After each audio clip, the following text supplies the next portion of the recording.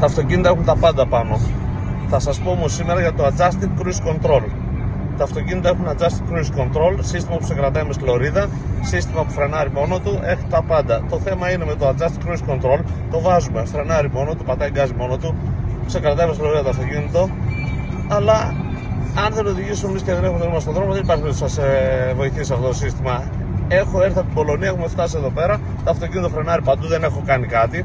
Το έχω βάλει στις 140, εκεί που είναι τα όρια δεν πάμε εκτός ορίων πλέον, δεν μας ενδιαφέρει, για να φτάσουμε στον προορισμό μας.